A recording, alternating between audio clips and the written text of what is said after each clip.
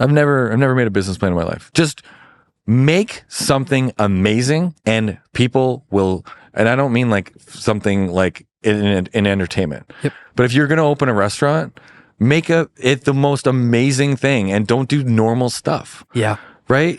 Give an experience, do the best food and give the best customer service, and you won't need a business plan because people will go. Yeah. And everybody opens boring stuff. Just do something different and people will go. Welcome to the Quigley Dreamcast, the podcast where we have real conversations with entrepreneurs, artists, and everyone in between about chasing big dreams and surviving the mess along the way. I'm your host, Sean Quigley. My whole life, I've been passionate about art and business. I spent my early years as a drummer and a music producer, and today I run the Quigley Dream Company with my wife, Carly. Digital media and storytelling has taken us around the world, collaborating with incredible artists and businesses. Throughout our adventures, I've had conversations that have changed my perspective on life, creativity, and chasing your dreams. This podcast is my way of bringing you into those moments, giving you a front row seat to inspiring stories, honest struggles, and the lessons learned along the way. Welcome to the Quigley Dreamcast.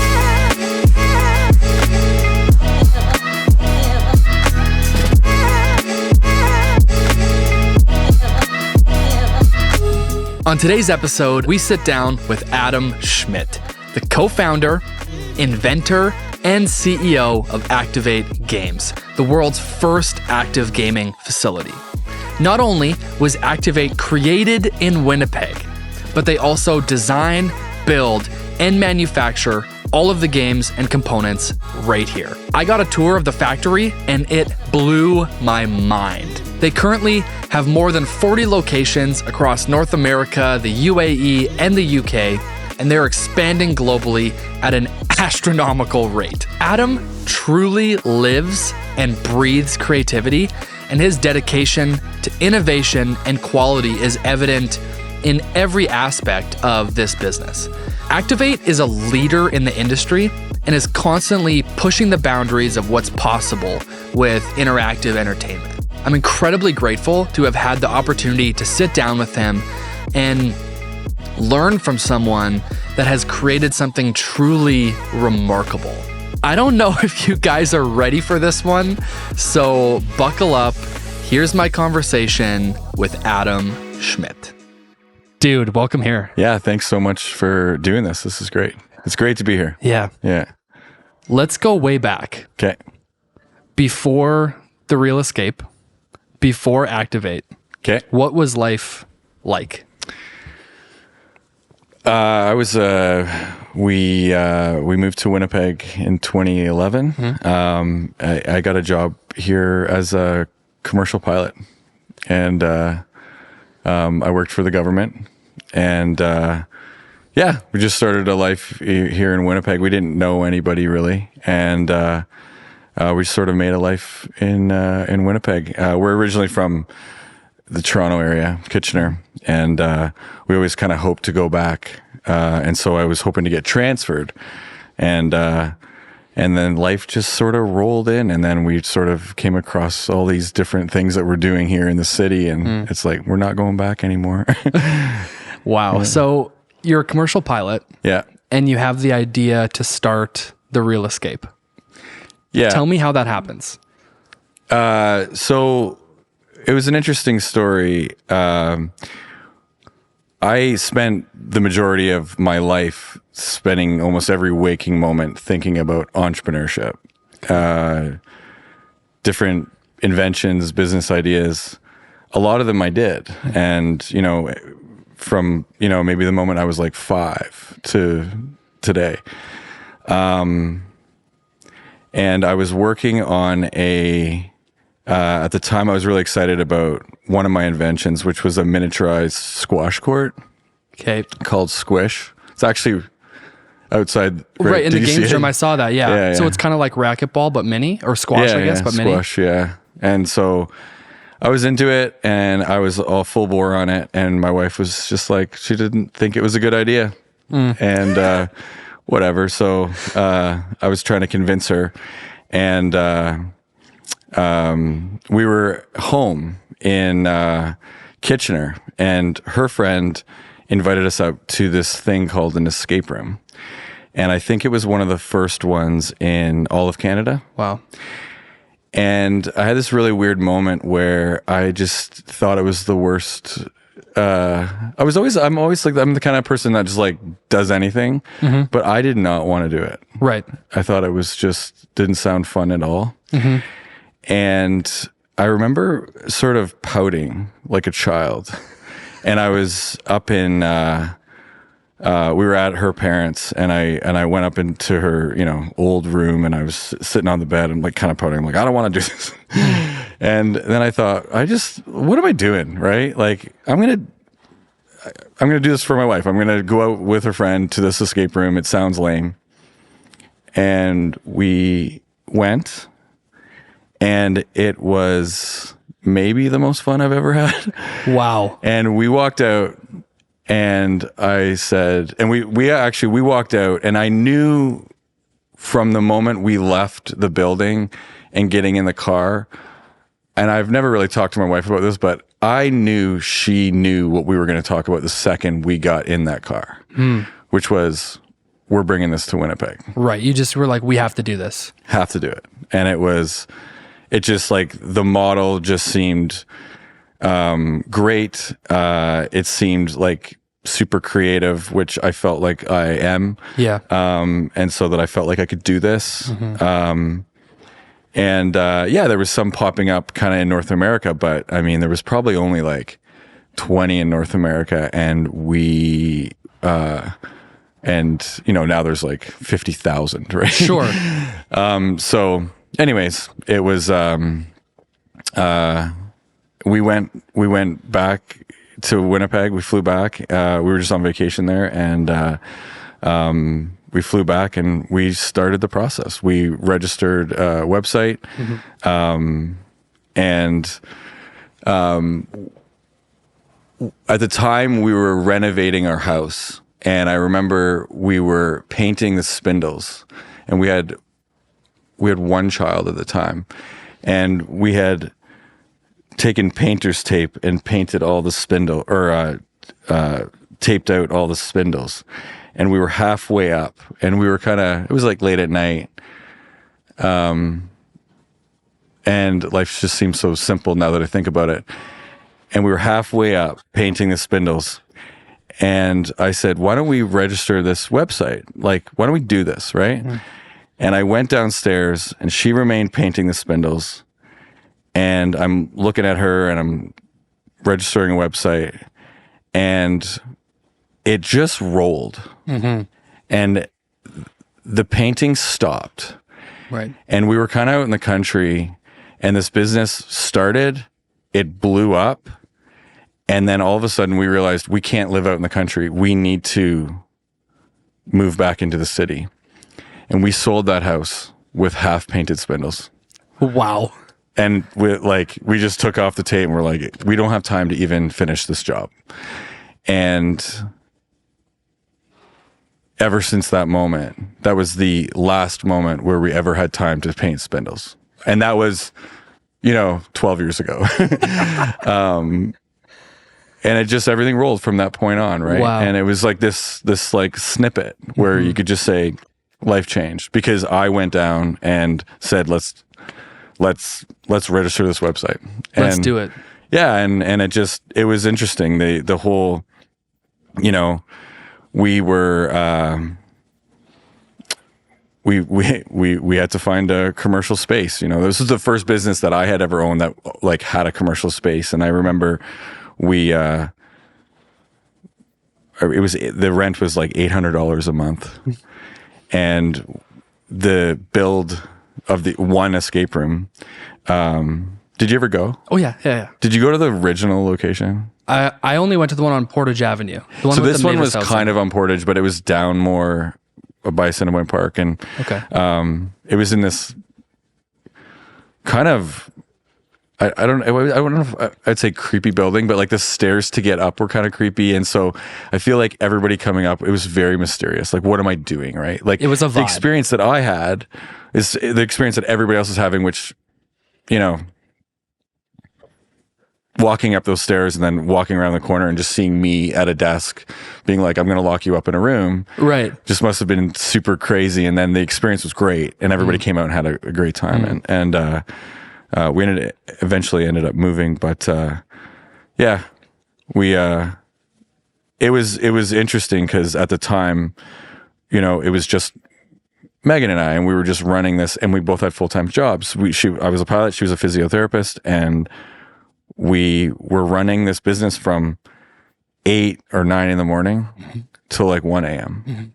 And so it just was, yeah, I mean, we were like 2 months in, and then we hired some employees, and some of those employees still work for us. So pretty cool. This podcast was created by the Quigley Dream Company. At the Quigley Dream Company, we specialize in bringing your vision to life through powerful storytelling and stunning video production.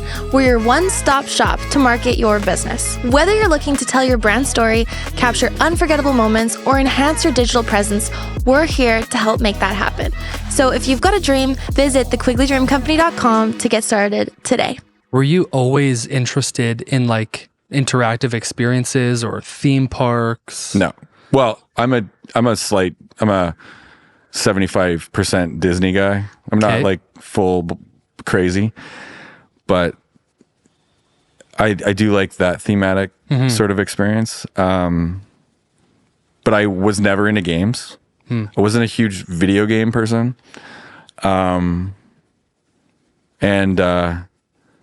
Yeah, so this escape room, I think, like originally just wasn't like sort of my vibe.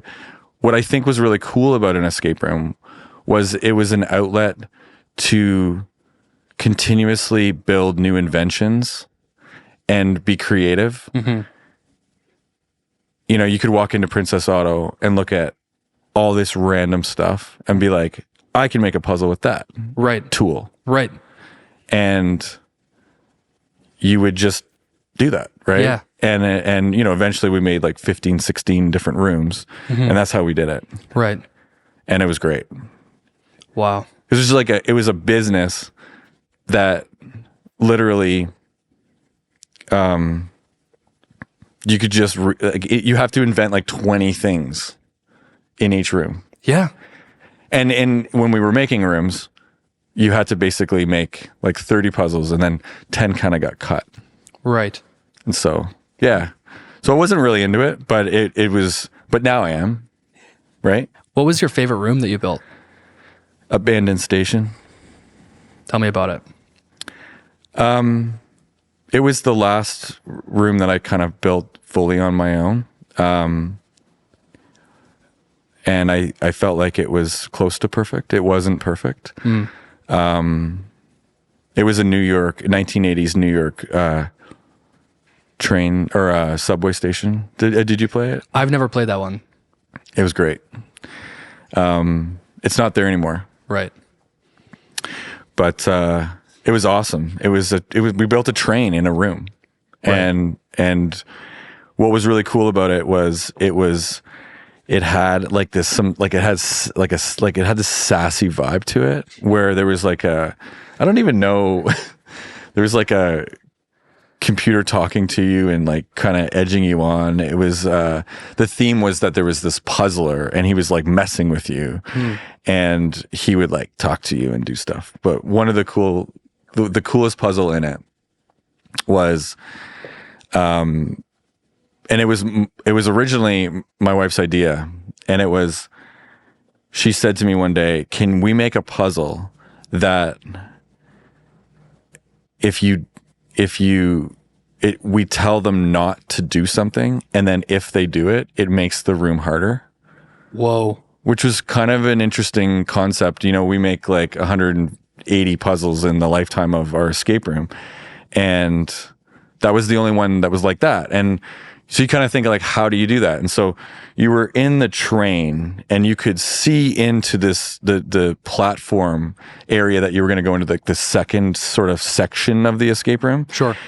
And there was this giant box, and it was made of MDF, and it was lit up, and in it was this glass case, and it had the escape key in it. And it said, do not press this button. And this button was red. It was just flashing. And the second you got in there, this puzzler character said, don't press this button. Don't. And it kept on doing like that throughout the thing. Like every maybe 2 minutes, it would just say, hey, don't press the button. Like, just do not press this button. And people are thinking, like, are you trying to fake me out? Yeah. Do you want me to press it? because it's clearly the escape key, right? It's clearly this, but you're being told not to do it, but people want to do it. Yeah. And then, like, guess the percentage of people that press that button. 87. Yeah, I mean, it was probably closer to, yeah, it was like, I would just say 90. Yeah. Yeah. It was just like, Let's go. well, I would say 95. Like, it Like just, they literally, they thought, they Yeah. told me not to do it. They're trying Yeah. to trick me. I'm going to do it. And it made it harder. And They every- said, don't do it. Yeah. And so what happens is and what was funny is the second the door, like the train opened, people would run to press that button. They were so excited to press it. And what happens was this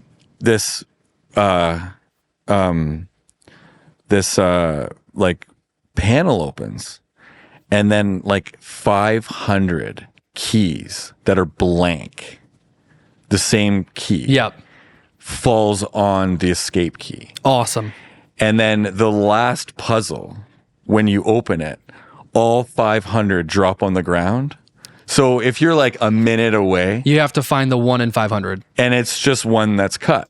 And it was like, it takes you like probably, it takes you anywhere from 30 seconds to 6 minutes Yeah. to do it. And so when you kind of get people to that section and they have, 3 minutes, you're like, this is going to be great.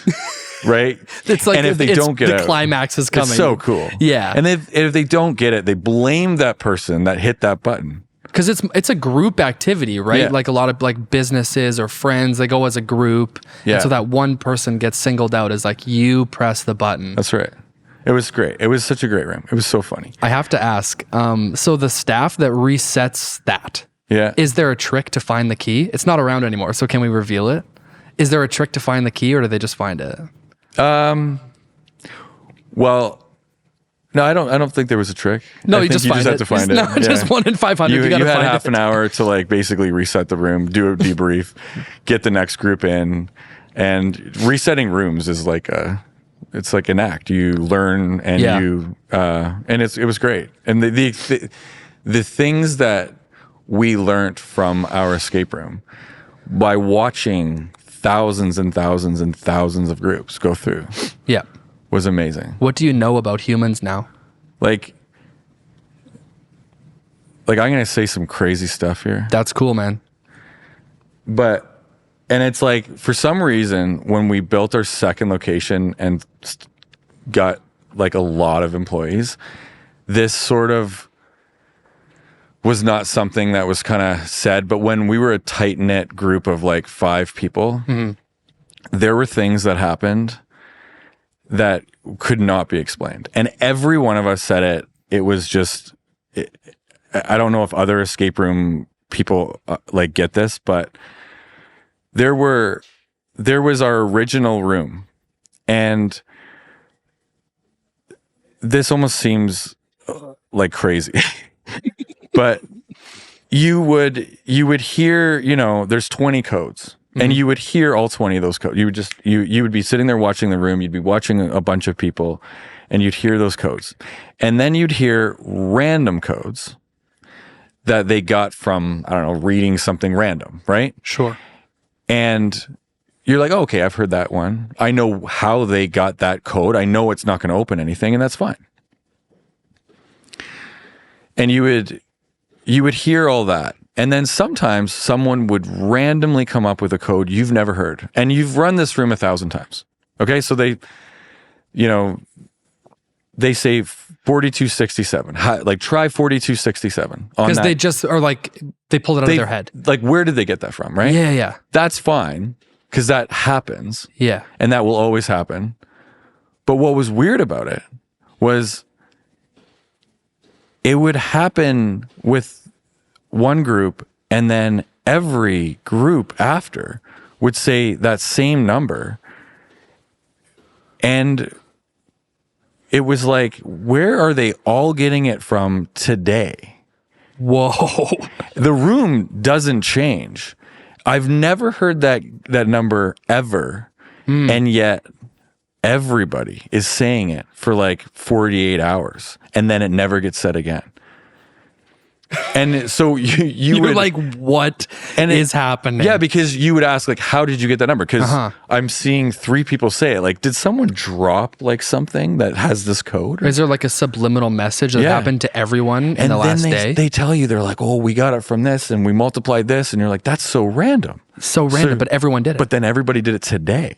But why are they all doing the same thing? And it's like, you can't like go around telling people like this is happening. Well, no one else is doing that experiment either. No. And so it's amazing. Watching people go through was amazing. And the things that we learned about people were, you would watch families and corporate groups go in, and friend groups, right? Yeah. And so the types of people that would go in that were like families that were, you know, a little rough around the edges, and they said what they wanted to say, and they yell at each other. Yeah. Right? Yeah. They always get out. They always get it? Oh, they always get out. Yeah. Oh, yeah. They get out all the time. You get a family that's kind of like conservative. They don't. Because they're not willing to talk. speak their mind. They're not willing to be like, I think you're wrong. Like, listen to me, it's this. Yeah, the groups that just talk. Corporate groups were funny to watch because it was the same thing. If you have a boss that, you know, like this situation would happen a lot, which would be someone would say the right code, try this in 3 of these locks. And the boss will say, that's not the code. I think it's this. And then that code, no one would defy that boss. Whoa. And that must mean that boss is a certain type of boss, individual. right? Yeah, individual. Yeah, and you're like, they manage in a weird way that if the boss says something, but then you get groups that get out, and you can tell that the dynamic at their workplace is probably pretty awesome. like they know how to work together. They know how to solve problems together. They know how to share opinions and listen to each other. Yeah. And no matter what, you know, and then industries, right? Like, you know, you'd get really smart people, but they do the same thing every day. You know, they're highly educated groups of people. Sure. They do the same thing, right? So if you took a group of, you know, let's say lawyers who are, you know, have done more schooling than teachers, teachers get out like record numbers, because teachers do different things every single day, and they work together, and they talk, and they do everything. And, you know, you get sort of, you know, I do this, which is a very important and, you know, like very, you know, intelligent sort of career. But I'm not doing a million different things every day. I'm kind of reading like documents every day. That's so interesting. Yeah. And so like that was really interesting about the escape room. And it was sort of led into really understanding all these types of groups of people. And then that sort of led into creating a new concept with the knowledge that we've learned from the escape room. When did you have that idea to start Activate? So our escape room was very popular. And yeah, I mean, it was the best one here for like. It was the one everyone went to. It was the one people went to, and so, you know, we put so much time and effort into theming, and you know, it took a lot of. It just took a lot of time. It you know, we would come up with an idea, and but the ideas that we came up with were built for the space that we had. Sure. And so it wasn't sort of like just slapping up escape rooms in boxes. And so what happened was we we had this long room. And so it's like, that's a spaceship or that's a train or, Yeah, you play to the thing. It's a submarine. It's long. It's whatever. Yeah. And so then, we sometimes would pay like, $250,000 for one room. Sure. And it's like, that's a lot of money to put in a escape. This is like really uncommon. Yeah. And it was worth it for us because we were super busy and it was great. But the problem was that we got into business and we were just like, this isn't enough for us. And we wanted to expand across Canada. Right. And our mindset was Canada, right? And then what we said, the types of rooms that we build are intricate. Like I'll go, to the Forks and go to the antique shop and get a 100-year-old typewriter. And I have to figure out what it's going to do. And I have to rework it in ways. But how am I going to make 100 of those things across the country? And when it fails and I'm sitting in Winnipeg, how can I fix that? I can't, and I can't get 150 of them. So our business idea wasn't right to expand. And escape rooms at that time, when we had the idea of Activate, were everywhere. And so to really pierce into a market was difficult. And so the idea was kind of originally, my wife said, why don't we make an active escape room? Something that was fluid, something that changed. And so you think like, well, how can I run across this small room and then do that for an hour with everybody? Yeah. So you just need a lot of changing electronics. Yeah. And I tried to make it and it didn't, it's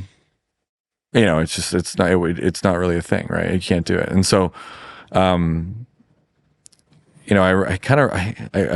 have kind of a memory. I don't know if this is true or not, but a memory of just kind of going up to my wife and saying, like, I think this is just a different business. I think this needs to be bigger. I think there's probably more concepts within it that we can make into multiple rooms.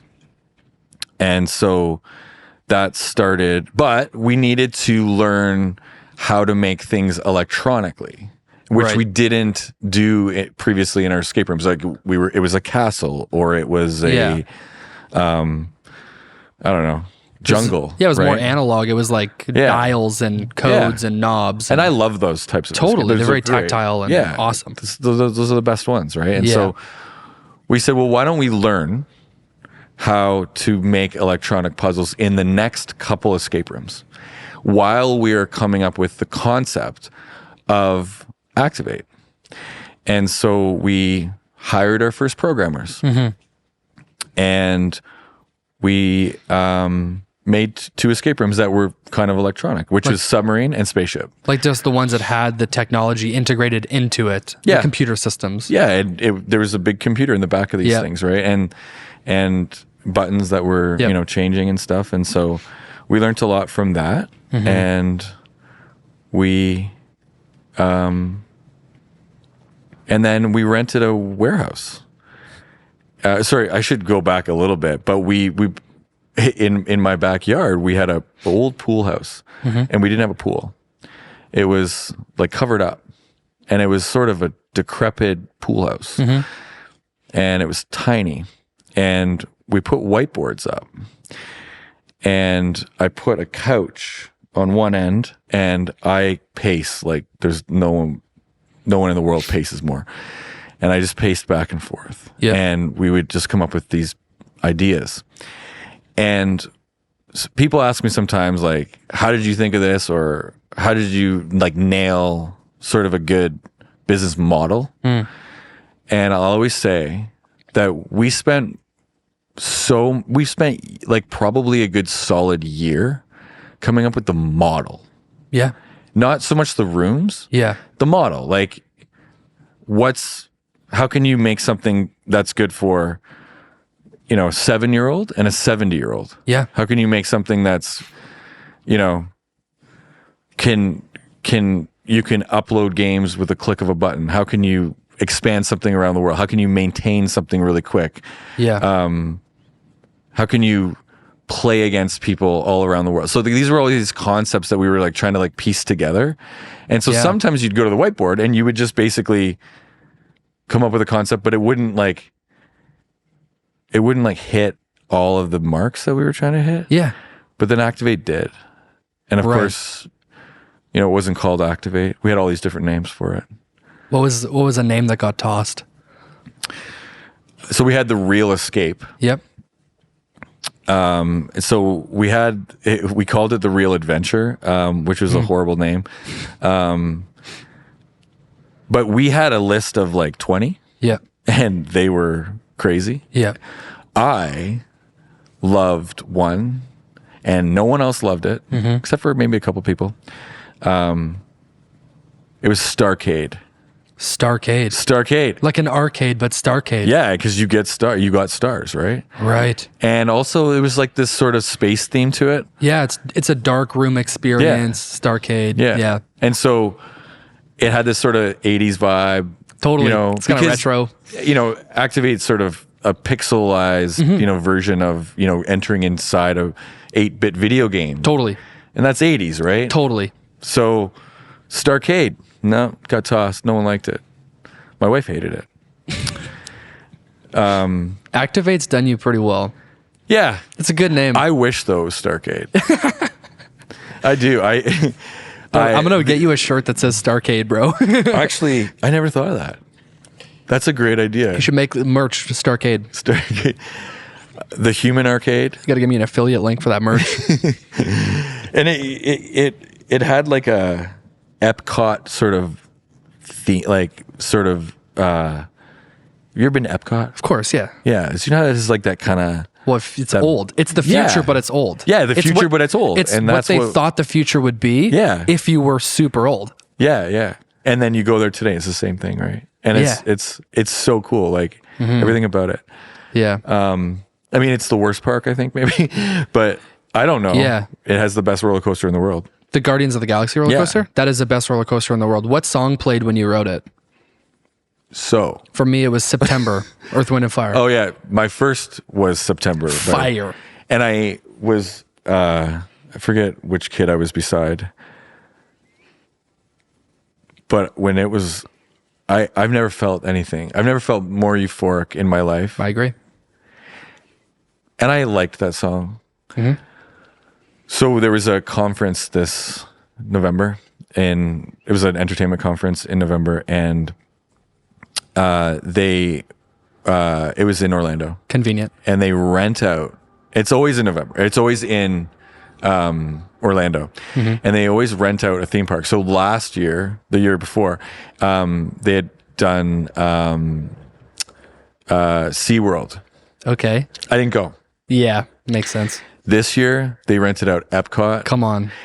And so I just like, I didn't even really want to go to this conference. But I look at my wife and I'm just like, I think there's a possibility we can ride Guardians like 100 times. And I can finally get the song that I wanted, which was Everybody Wants to Rule the World by Tears for Fears. That would be so good. And I wrote it. I wrote it. And it was kind of cold out. And my wife was like, I'm just going to sit this one out. And she like, we were with a bunch of people, like we were with like 20 people. And she was sat outside on a cold, like on a bench in the cold. And I was like, just let me go one more time. Just one more. And it happened. Describe that moment for me. It was like, I was videotaping it. So like I have a video of my face, and I don't think I've ever been so happy in my life. Yeah.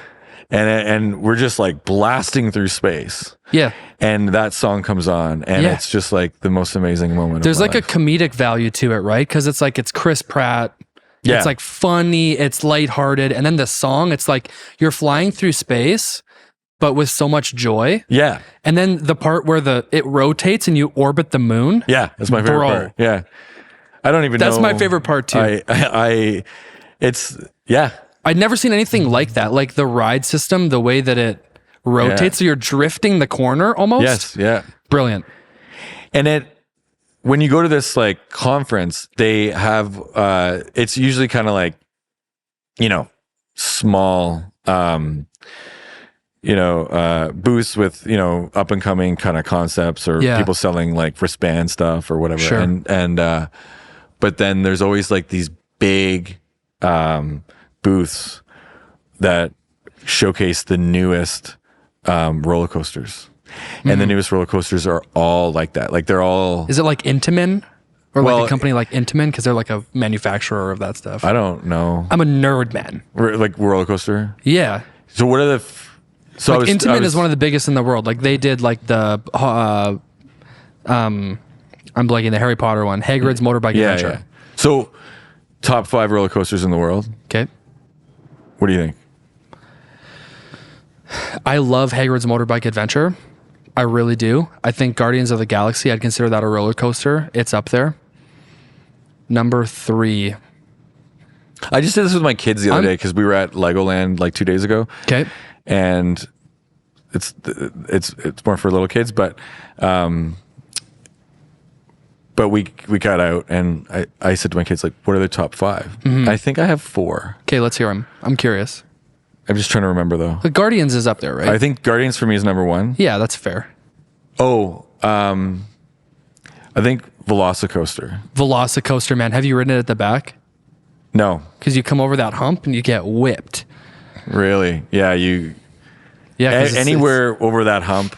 Yes. You're just hoping that thing is still on. 100%. Velocicoaster. Okay, Velocicoaster's 2.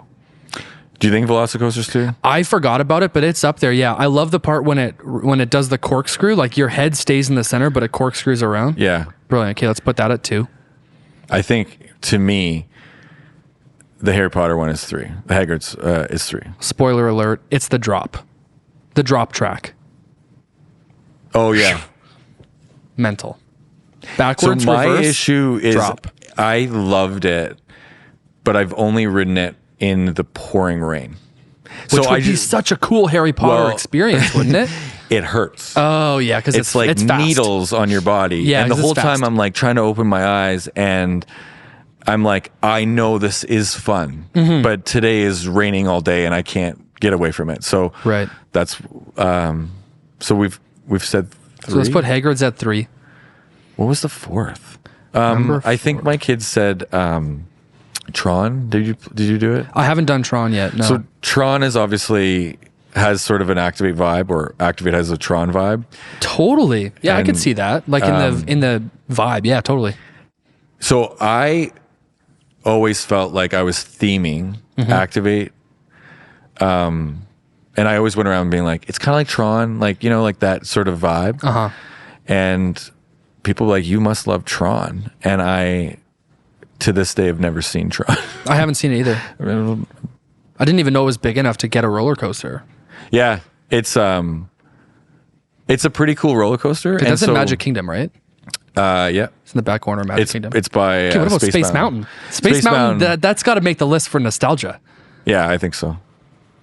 I was really scared of roller coasters growing up, and for a long time. And so my oldest kid is really scared of roller coasters, but he has this thing where I don't know if he's just trying to impress me, or why he feels the need to.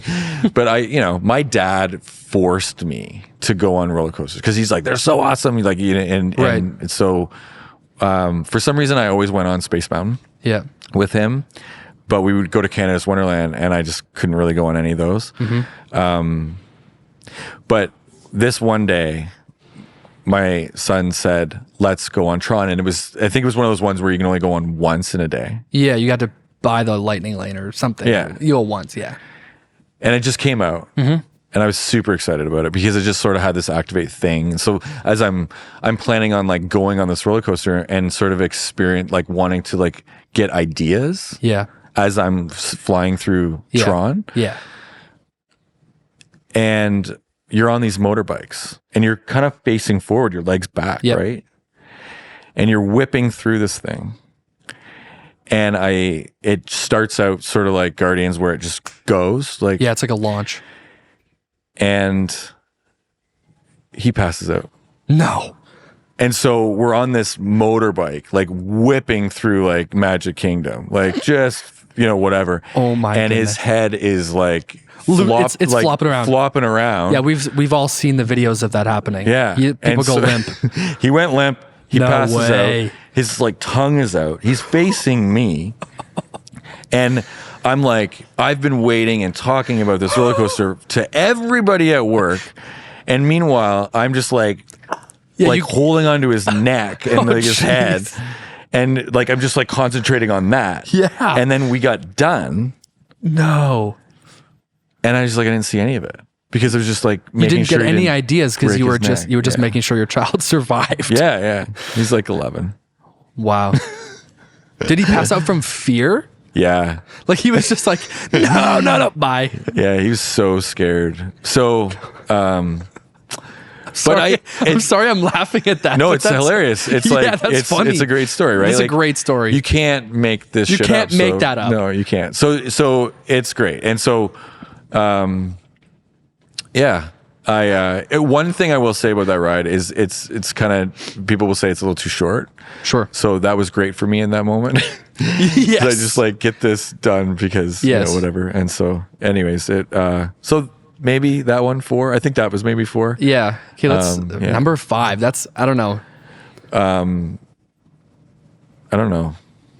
You did say Canada's Wonderland. So, Yukon Striker is Oh, I know what it was. What was Yukon Striker. Yeah, that's what That- it was. It's I think pretty good, So man. that was 4 because Yeah. it's the smoothest, most beautiful roller coaster. And so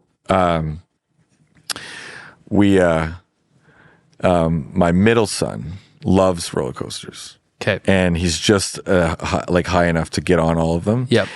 And we got a call one day that someone was going to give us Taylor Swift tickets, and 2 of them. For the Eras tour. Yeah. And it was like the last show in Vancouver, right? yeah. So, and like we don't listen to Taylor Swift at all. Sure. But you got to go. You right? have to go. It's like a cultural moment Yeah. in time. So my oldest, who doesn't like the roller coasters, who passes out, he's like, I'll go. Yeah. And my wife's like, I'll go, but I'll have to like listen to Taylor Swift nonstop to even understand what's going on. And Yes. So anyways, so they went on their trip. And so I was like, if you guys get a trip, then Yeah. I'm going to, try find some cheap flights to Toronto. Yep. And I'm going to one day Yep. get the fast pass and do like Yukon Striker Yep. and Leviathan Yep. nonstop with my middle child. Love it. And we did. And it was like amazing. That is amazing. It was amazing. It was amazing. And I think we rode those 2 something like 37 times. The Yukon Striker is so good when it like hangs before the first Yeah. drop. It's awesome. That's the gag of that roller coaster. So that's our 5. That's 5. Tron was 5. Yeah, I got to ride Tron because I haven't done Yeah. that yet. Tron was 5. Do they have Tron in California? No, they don't.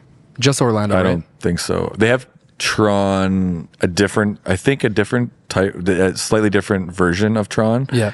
In Singapore. Right. Crazy. Off topic, eh? No, I love it. It's on topic, man, because it makes sense. Everything you just said makes sense why you do this. Yeah. It makes sense. It's I'd love to have trillions of dollars to make, a Disney version of whatever's in my brain. But I'll just settle for Activate for now. Maybe one day. Let's talk about Activate. So you say you'd like to have trillions of dollars. Activate grew by 1,000% last year. I think I read that. It was, I don't know. It's probably just a made up number. It probably is made up. It might be higher. It might be lower. I think it's like this thing is, it's not just growing, it's exploding. Yeah. Like last year, we built 6 new corporate sites. Yeah. We opened 5 corporate sites in the last month and a half. Yeah. we have 40 sites. Yeah. We're building 20 right now, and they take 4 months to build. So like that's sort of the expansion of how quickly we're doing this. And it's funny because we just didn't have the capabilities to do 20 off the bat. Right. You need money, and you need the manufacturing capabilities and the team, and Yeah. like there's a lot that goes into it. Yeah.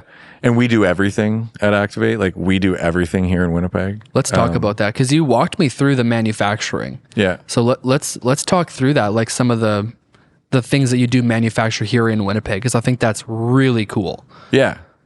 I don't understand why people manufacture elsewhere. Like I think that people sometimes say like, oh, I just want to keep everything in my, the hometown, right? Yeah. I'm that guy, but I'm also like, don't really understand why you would do it anywhere else. Like it's like a slight cost savings. Like who cares?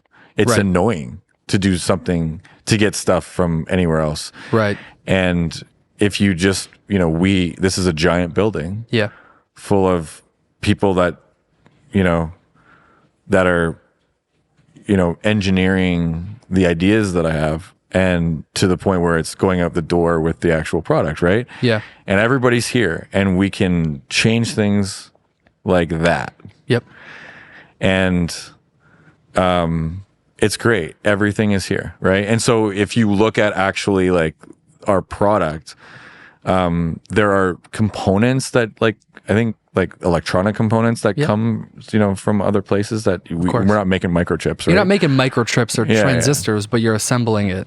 Yeah, and we're making all the circuit boards, right? Yeah. We have hundreds of circuit boards, and we have to put all of the electronics on all of those, and those are all designed by us. And and that's a small department. Yeah. And we make all the plastics and everything, and it goes out on big trucks and so like today we would be building sites all over North America, and they are building walls, they're building washrooms, they're building the front desk. Yep. And in the last month of the 4-month process, we go in, the truck shows up, and we send our install team. So it's like a 53-foot semi rolls up, your install team flies out there, and you're building it. And you just install every room by room. And it's basically an Activate.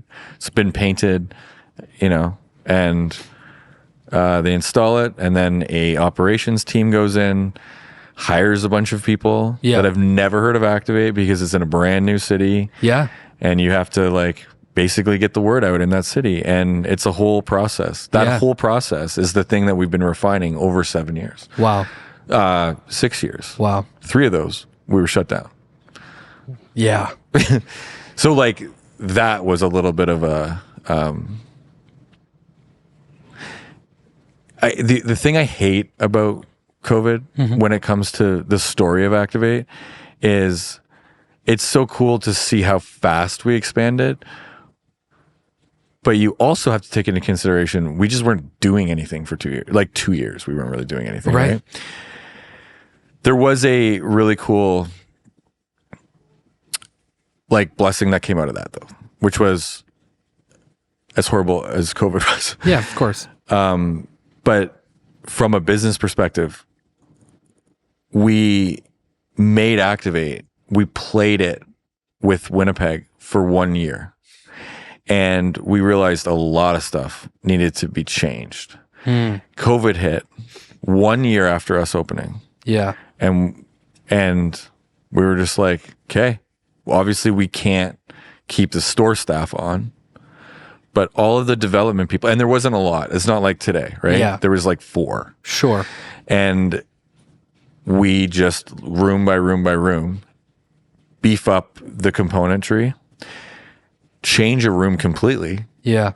And out pops a brand new version for a time in which at the time we didn't know when it was going to open up, and so that was weird. Like if you weren't shut down you probably wouldn't have thought to do that. You would have chosen to be open rather than not open. We would have done it, but we would have done it in a more scattered way. Like you kind of knew, like, all right, here's a big wave. Let's just tear that room apart. What we would have done was we would have had to have made it somewhere else. Yeah. Tested it. Yeah. Then put it in because people were still playing. Yeah. And so it would have been like one night you got like 8 people and you just like rip it out, put a new one in, and like in 2 days, like it's up and running. That would have been annoying. Yeah. But COVID allowed us to do all that stuff. And COVID also allowed me to make TikToks. And we blew up on TikTok. And so I would go in every night and use my phone and a little gimbal, and we would just make hundreds of videos. And we blew up kind of on TikTok. I think we're the highest followed Canadian company on TikTok. Really? Yeah. And we went from, like, I remember our first video that hit 1 million views, and it was just like the biggest thing, right? Yeah. And then all of a sudden, there was a span where I put out like 7 videos that were all over like 30 to 70 million views. And yeah, I was just getting attention of tons of people. Wow. But it was, we only had 2 sites, which kind of sucked. Because it's like you couldn't go. You know what I mean? All these people around the world are going, what is this? I've never seen this before. Yeah. Clearly they're engaged. Clearly they love the idea. They want it. Yeah, and but then they just can't have it yet. And we didn't have the capabilities to even produce it for anybody. And so there was, we were getting probably on average 200 franchise requests a day.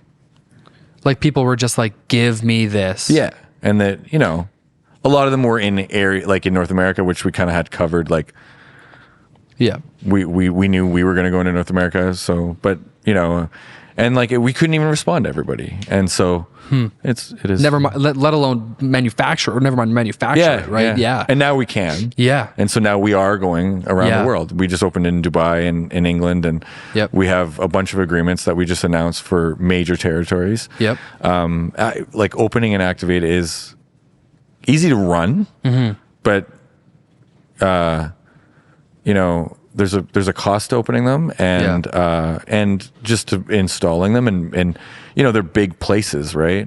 Yeah. And so we've really tried to find really great operators that have large areas, and so we've entered into a bunch of agreements, which is really cool. And so I think internationally you're going to see a lot of activates go up soon. So. It's really neat. I mean, at least like what I'm seeing, it feels like very soon everybody in the world is going to know about this. Yeah. And it's like,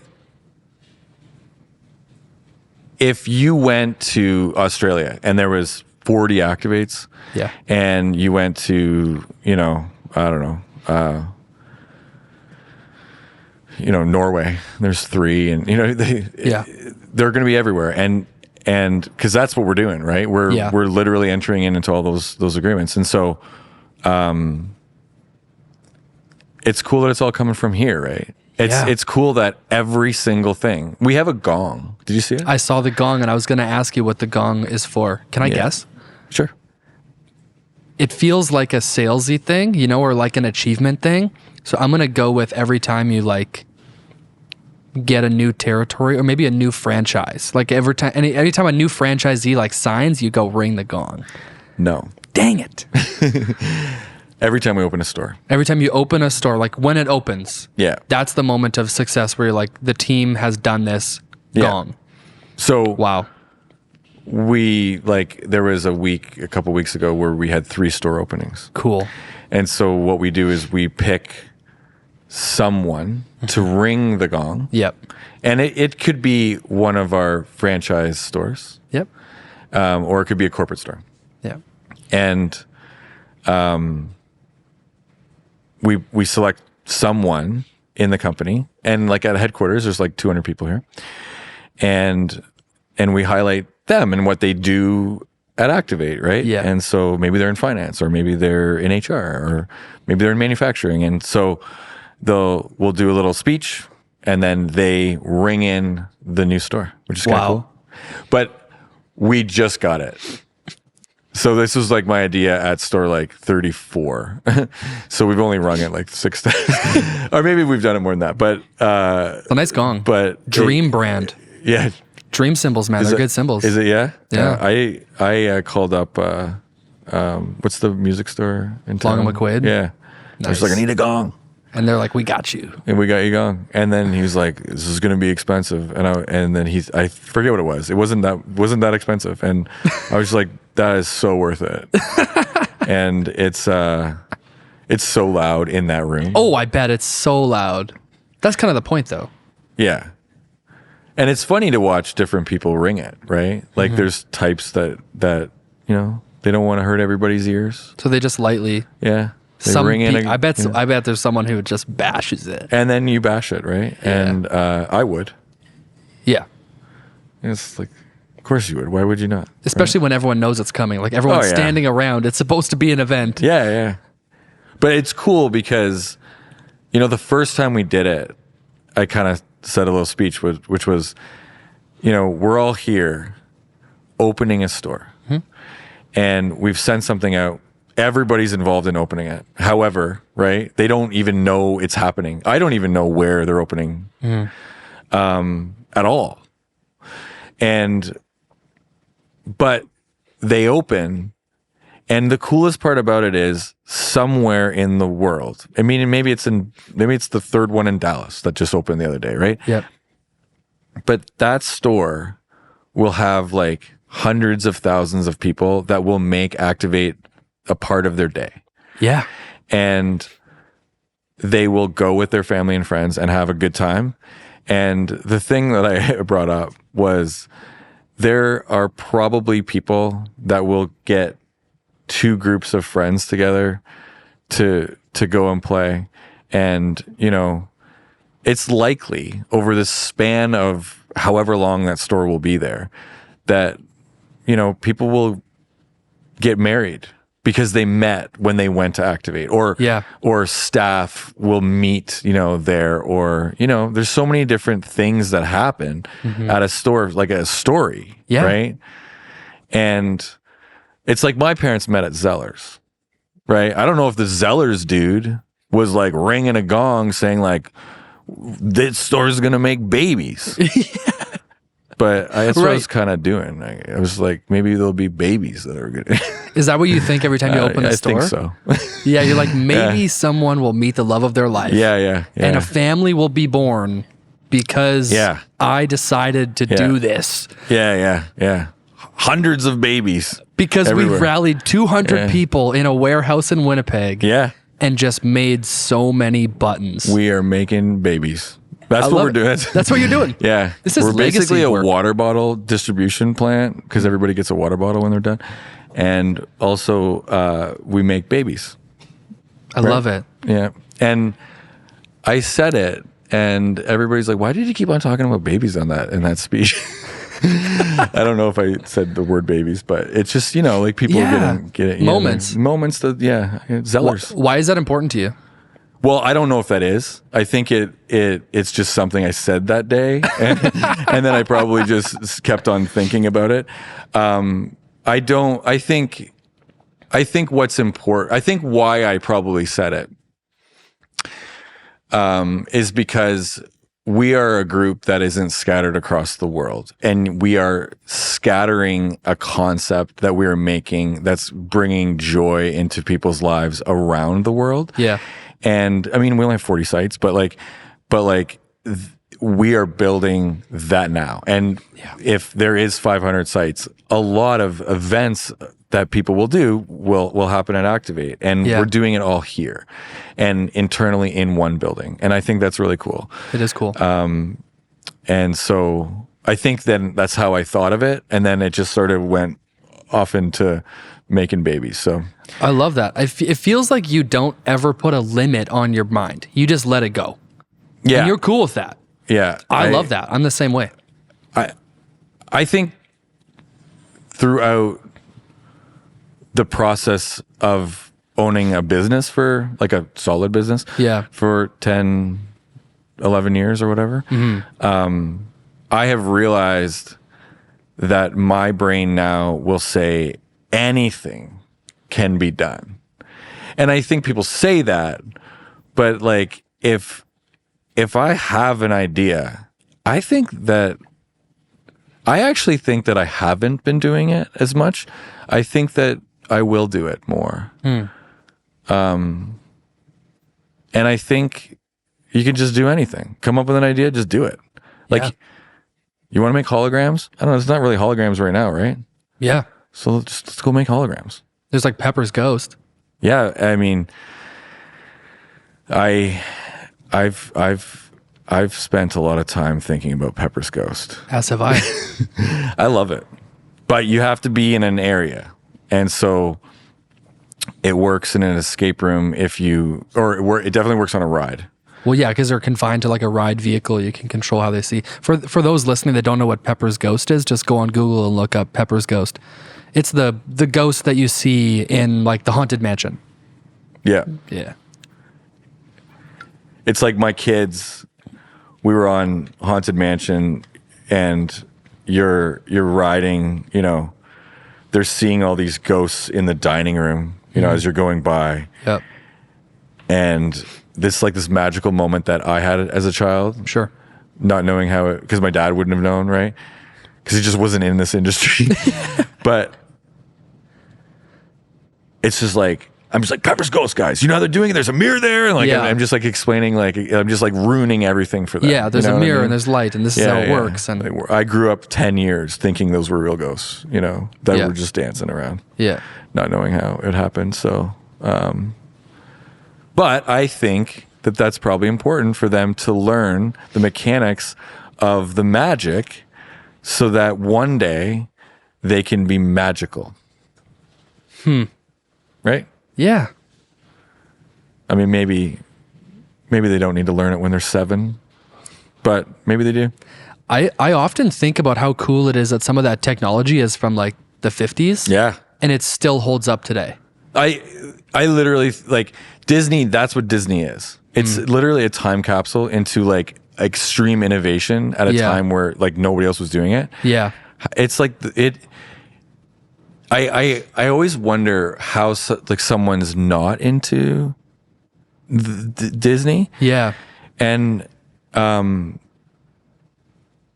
they're like, oh, lineups and like, it costs so much money. Like, no, it's like, someone has made a magical moment for you. And yeah, it takes an hour and a half to like see it. But like, what else are you doing? Working? Yeah. Just go do it. No, totally. And you should be thankful that someone did that. And it's amazing. And I could imagine in 1977, I was telling my kids the other day, I'm like, this is where my mom and dad went on their honeymoon. Yeah. Which I thought was really cool. There's pictures of like my mother-in-law as like a child at the Magic Kingdom. Yeah. And Or to think like the Matterhorn, you look at like, wait, that was the first like tubular roller coaster, like with really? No one knows, like people don't know that. But when you think of it that way, you're like, wait, someone invested time and money and lots and lots and lots of money in fun. Yeah. The concept was fun. We just want people to have fun. Yeah. Happiness. Yeah. Experience. Just, and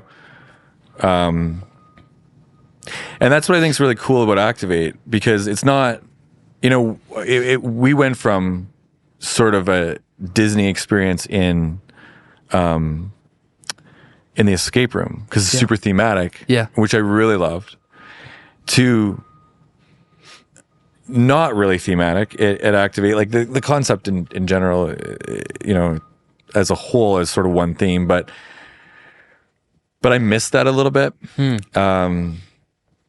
I miss making that and transforming people into whatever. But I think what Activate does have is you pick your own course, and you can't do that on a ride at Disney, right? And so you have the ability to play as you do, right? Mm-hmm. You can play, there's like 700 games. Yeah. And you can you know, you can play in all these different ways. You can, you know, and it's sort of pick your own adventure sort of deal. Yeah. Yeah. Which is really neat. I mean, it's not Disney, but it sounds like I'm more into Disney than I originally had sort of said. I'm starting to realize that right now. This podcast was created by the Quigley Dream Company. At the Quigley Dream Company, we specialize in bringing your vision to life through powerful storytelling and stunning video production. We're your one-stop shop to market your business. Whether you're looking to tell your brand story, capture unforgettable moments, or enhance your digital presence, we're here to help make that happen. So if you've got a dream, visit thequigley.com to get started today. Are you Walt or are you Roy? I don't know if I know enough about. I know there's like a documentary that I have to watch on Disney, okay, and I would be able to answer that better if I watched it. You strike me as a Walt. Was Roy more of the what? What was he? He was like the numbers guy. Oh, he yeah, was no, the I'm not go a out and numbers get guy. the money guy. Yeah, no, I'm not. You're just the throw paint at the canvas. Like I walked in your office, and the only thing in your office is whiteboards with ideas on them. Yeah, not calculators. Not calculators. No, and it never will be. It will never be calculators. Why is that? I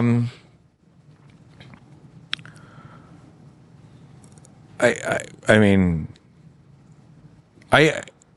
I think if you can create an experience that is amazing, the money just comes, right? Yeah. And I'm not like this, like my satisfaction with Activate today is like, I have a really high bar of what I think it will be. Mm-hmm. And I know it will be. Mm-hmm. And I'm at like 60%. Sure. Right? Like, and so I just strive for that. And I know that as I improve everything, and it's not just me, right? I'm just saying it's, you know, whatever, but everybody, right? We're all improving everything. Yeah. And it, you know, the people will come and the money will come, but like, I think the money aspect of it is cool from the sense that the more money we would make, the more activates we can put up and give people that experience, right? And like the more stuff you could do, the more R&D you could do, the more testing you could do, the more whatever. Yeah. Yeah. My CFO always says that to me. Like he's always like, the more money we make though, the more we can give this experience to people. I'm like, all right, that makes sense. Yeah. Right. Yeah. But yeah, it's and he's right. What's the dream? I think I want to get Activate to a point where it's continuously, you know, where we have a good set of rooms that are, you know, stamped out everywhere. And a lot of different types of ways you can play Activate, and the ability to take every one of those rooms and create multiple versions of games. And so what we're doing right now is we're in the process this month, and I'm spending all my time at the store is going room to room and being like, everything has to be perfect. We haven't spent a lot of time on the games, believe it or not. And so we're trying to like, you know, green check mark every single room to be perfect. And right now we're working on Mega Grid, and it should be ready not by Friday, but it'll be ready within the month, I think. And so my dream is to just like have that, right? But I think on another level, a deeper level, I think it would be nice to continuously create Activate, but then also maybe other concepts as well. Sometimes I think, okay, clean off all the whiteboards. If I started today, what would I do? And often it just leads to Activate. And I'm just like, oh, maybe I just nailed it on the first, but Right. but I think as technology evolves, which it does, I think there will be a lot more from the people that are doing this here with us. And so, one thing I would really like to do as a dream is to continuously, expand Activate and maybe another concept one day. But not from a financial perspective, but maybe start up like 5 concepts that I'm not even planning on like expanding everywhere, just for Winnipeg. Just because I think it'd be cool. Right. To just have more things to do here. Yeah. I mean, it's cold here, man. Yeah. People need things to do in the winter. Yeah. And I think like my concentration always has to be, if you're going to expand something around the world, like pick a concept, do it. Yep. But like, I don't know, maybe open a water park or something. Someone has to do it, man. Someone's got to do it. Me and my wife have talked driving about that for places 10 it? years. Yeah. Like why, like we got like a hotel with a slide. We just opened in Mall of America. Amazing. And, so I haven't seen it yet. And so, I'll go to that water park.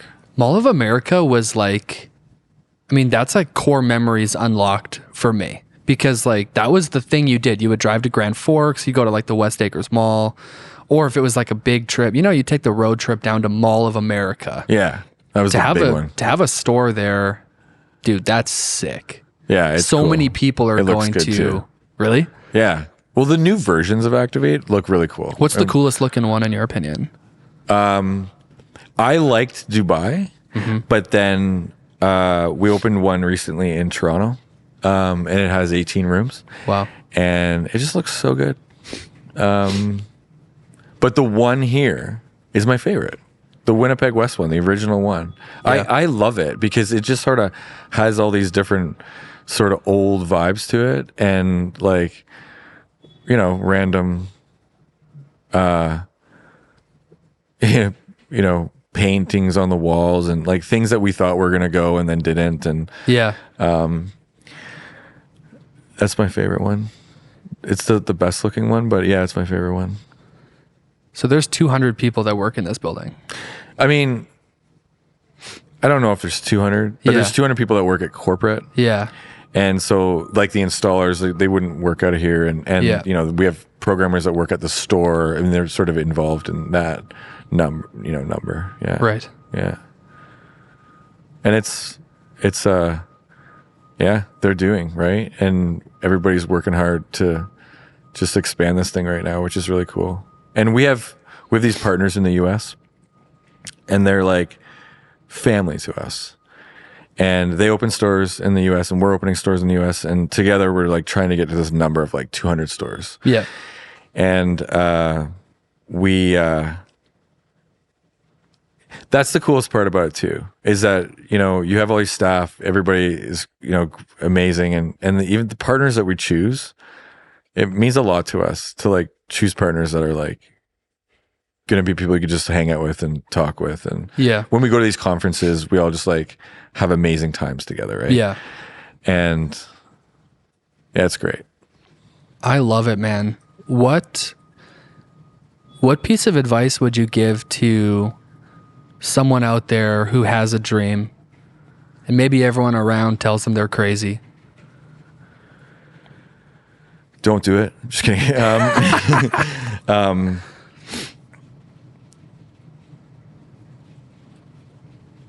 Don't settle for a pension.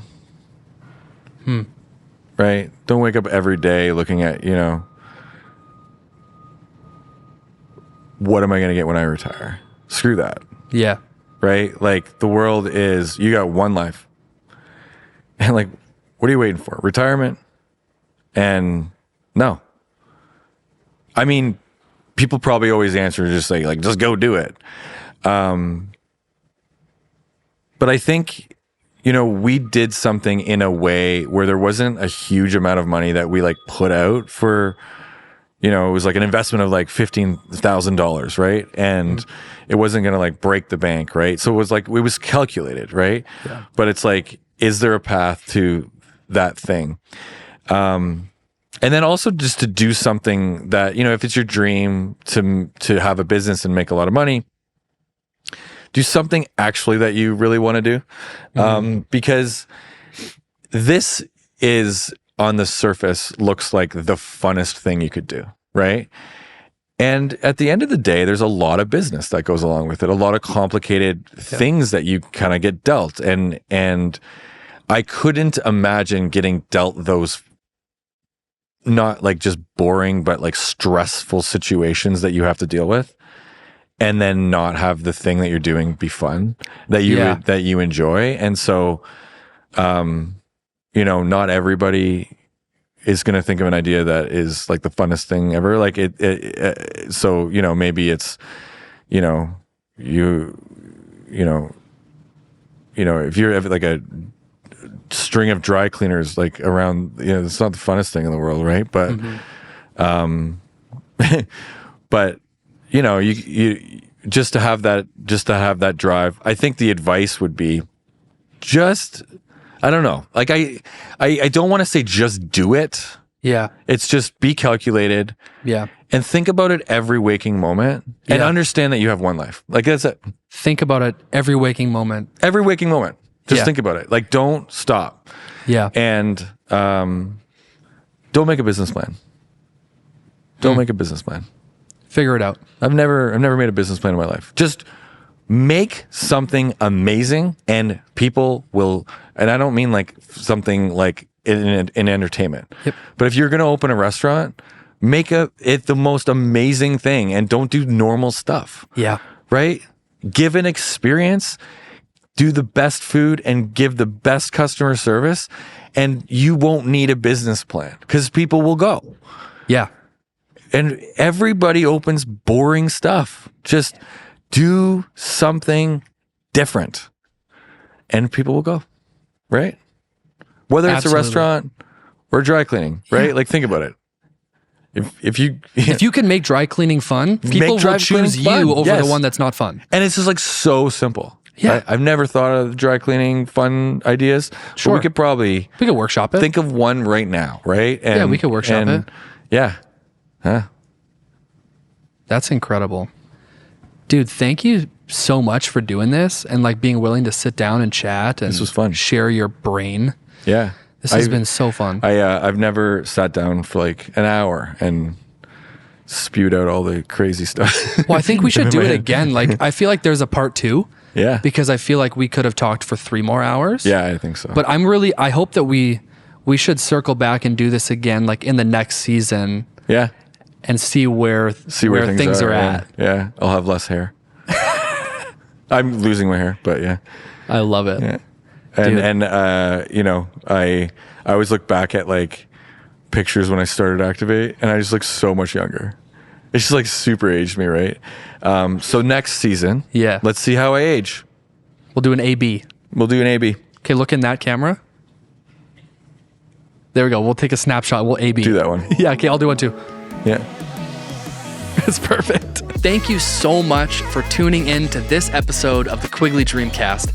I hope you enjoyed this conversation and found it as inspiring and insightful as I did. If you loved this episode, don't forget to subscribe, rate, and leave a review. It really helps us reach more dreamers like you. And if something in today's episode resonated with you, feel free to share it with a friend or on your social media platform. Finally, if you're out there chasing your dreams, remember, it's not always easy, but it's always worth it. Keep going, stay inspired, and we will see you next time on the Quigley Dreamcast.